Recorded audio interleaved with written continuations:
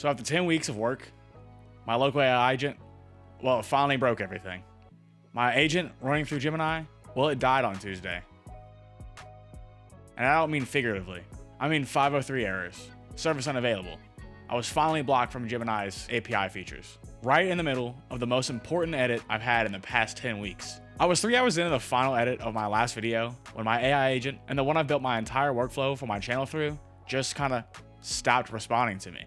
Everything that the AI and I had worked through for the last 10 weeks was just gone. That's when I realized I had a real problem on my hands, and it wasn't just the Gemini outage. So by Wednesday, I was already rebuilding my entire infrastructure once again.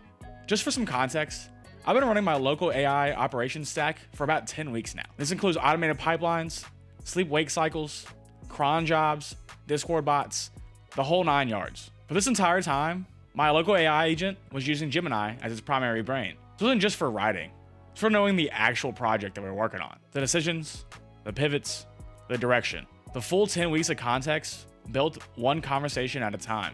So when I threw the 503 error code all day during my video 10 edit, I had to fall back to Claude Sonnet 4.6. So the thing is, Sonnet doesn't know my projects. It doesn't know my new ideas and the thing I'm going to be building in the future on this channel.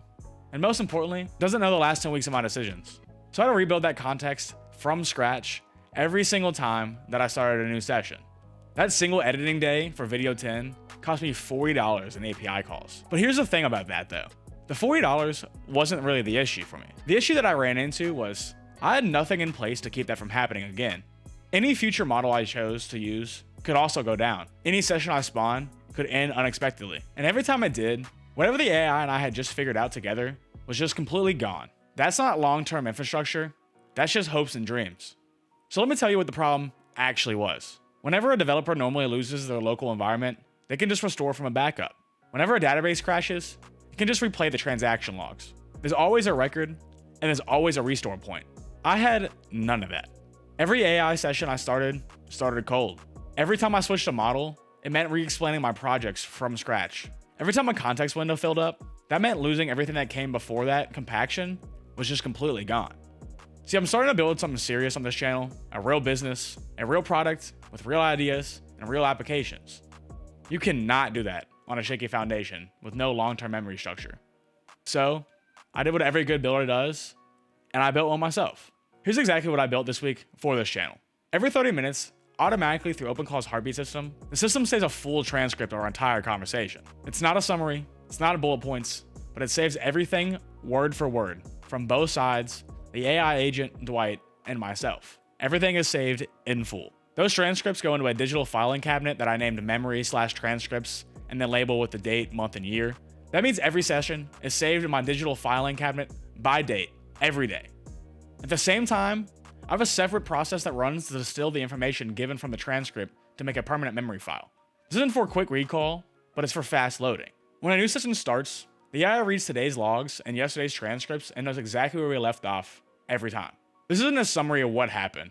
This is the actual conversation, the reasoning, the pivots, the decisions made in the moment, and exactly why we made those. So if I switch models, say tomorrow, next week, or even in 6 months when something new and better comes out, the new models read the transcripts and the logs and pick up exactly where we left off. That means no context will ever be lost. There'll be no more $40 API callback days, and no more rebuilding from scratch. But a memory system is only as clean as the workspace is reading from. Before I built this, I had over 100 random files in my OpenClaw workspace. There was no structure. There was still scripts of different versions of projects that I was going to build on this channel. Nodes that contradicted each other because they were written by 2 different AI agents 2 weeks apart. And not to mention, I had 33 identical configuration files. If you give a new local AI agent messy context, you're going to get messy output. See, garbage in is garbage out, just with fancier synthesis. So I did what I normally do, and I made it better. I cleaned the entire workspace. 100 files down to 40. I archived all the old ones that we're no longer using and all the duplicates.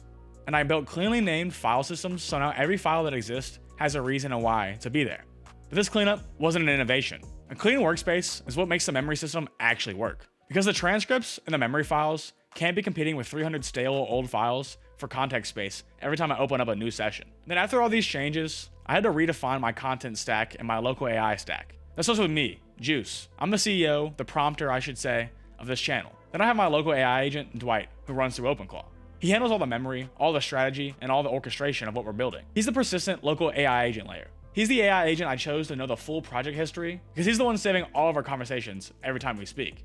Then about a month after I should have, I finally installed Claude Code. Claude Code is going to be handling our build. It lives in our projects directory. It reads files, runs commands, and executes, not suggests. It's a specialist AI that I'm hiring to do the job for what we're building next on this channel. Then we still have our local models. That includes Quinn 3 32B and DeepSeek R1. These exist on my hardware locally and cost $0 to run, and they handle the lightweight tasks, the automation tasks, and anything that revolves around the new memory and transcript systems. It does this all free locally, so that means no API calls and no rate limits. So that's 3 separate roles for 3 different local AI models that have no overlap and no single point of failure. And here's why this overkill memory system actually matters. Before the new memory system, the context was fragile and often inconsistent. Every model switch, every model outage, and every model timeout was potential for a catastrophic loss. But now, nothing can get lost. The full transcripts are the source of the truth. The model can change, the session can end, and Gemini can throw 503 arrows all week long. But it just doesn't matter because it's all on the disk now. Every single word, every conversation, all saved locally, so we never forget. So like I mentioned before in this video, and even in my last video, I'm going to be building something that's bigger than this channel. And for the first time ever, I'm going to be explaining it to you. So what's all this actually building? Well, I'm building a real estate app. It would be a swipe-based buyer's experience where you swipe right for houses you want to save and potentially go see, and swipe left for ones you don't want to ever see again. It's going to have an agent dashboard on the back end, which will have all the agent's clients' needs, wants, and desires listed for them, ranked in order. I'm trying to eliminate the, well, what did you like that you saw last week from real estate? And I'm trying to bring the houses directly to the clients. This is going to be a business to consumer platform. Brokerages will pay for it monthly, where they're going to get personalized apps based on their brokerage colors, themes, and agents. So the reason a small brokerage cannot replicate this, one is because they don't have someone that is sitting down there on OpenClaw all day long trying to figure out app ideas. And 2, if they try to hire this out, it will cost them around $250,000. That's not sustainable for a small business and kind of gives me a moat around what I'm trying to build here. So this idea came from an earlier app idea I had that was more based on music. I was going to call it Beat Harmony, basically a discovery platform for music, where you swipe left or right on the songs maybe you want to add to your playlist or record to. But as Gen Z, I realized how addictive the swipe architecture of apps really are. And I realized that could translate perfectly to my side job of being a real estate agent. So when this idea came to me, I decided to use something we'd set up in our previous videos, which is a wake-sleep cycle. See, I was going on a trip for my job, and I wanted this to run off and build a blueprint when I was gone, which it did. While I was away on a work trip, my PC woke up automatically and generated a large markdown blueprint for this entire project. I came back to a complete and actionable blueprint for a product I was willing to build, just sitting for me in my workspace. That's a system we built locally in the last 10 weeks, working in real time. That's exactly what it was for. Every decision that we've made about this app so far has been saved locally to the transcripts. Every pivot, every phone call, and every technical choice. The build will no longer ever lose context because the memory system is running automatically underneath it. When Claude eventually starts touching the code base, Dwight knows exactly what changed and why. When we bring in new models to do new tasks, it reads the transcripts and is brought up to speed with what we're doing in 30 seconds. When I come back from trips, everything can be built for me completely automatically. So here's what I want to be honest about going forward. This channel was, and is always going to be about building in public. But building in public is a pretty broad category, and a lot of channels are in that space right now. So what I actually want to do, and what I've spent the last 11 weeks doing myself, is local AI plus DevOps. I want to run local agents on my local hardware that I built for no reason. I want to continue building infrastructure that will work even when the cloud APIs are having a bad Tuesday. I'm going to continue to automate all the boring parts of my jobs and builds so the entire process can just move faster. That's what AI is used for, and that's going to be my niche. And that's what this channel will be all about. My last video breaking out wasn't entirely random to me. YouTube pushed it to people who wanted to see people build local AI systems, not talk about them, not demo new products and new models. They'll build them locally, operate them locally, and live with the failures, the pivots, and the real fixes. So that's what I'm going to keep doing. I'm just going to be building a product in front of you now. And the local AI stack, well, that's the documentary itself. I'm going to finally stop being stingy with my tools. I'm running OpenClaw because it's the right orchestration layer. And I'm running Claude Code because it's the right and best builder. And I'm running local models because, in all honesty, who wants to keep paying Google for all these API calls when I can do this locally for free?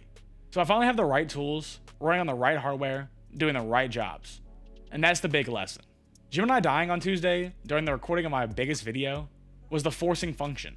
It made me build something that I should have been building on week 1. The memory system is now live. The workspace is clean, the local AI model stack is defined, and my new app is the first serious test in front of you all to see if all this stuff actually works. And so next week, the build finally starts, and I'll be doing it all live through local models, OpenClaw, and Claude code. If you're building with AI and hit a context problem yourself, whether that's a model switch that cost you everything, a session that ended and took all the work with it, drop it in the comments below. I want to know how you're handling it yourself. If you want to keep following the build, go ahead and hit subscribe down below. I post every Tuesday at 10 a.m. It's not always clean, but now nothing will get lost. Thank you. Don't forget to like, comment, subscribe. Let me know anything you need to know down below. I've made a bunch of cool stuff on here. If you want to know how to build any of it, just ask me in the comments. I'm willing to help you all with anything. I'll post dedicated videos if you want it. Just let me know. Thank you all for all the continued support and all the recent support in my last video. I can't believe I posted 10 videos and I already got 100 subscribers. So I'm going to leave this in here unedited. I know I over edit and do all the zoom ins and everything, but I appreciate everything. I've been making this kind of for fun, and I didn't ever expect it to get this big this quickly. So I appreciate that. I just want to let you all know. Thank you all for watching. I'll see y'all next time. Peace out.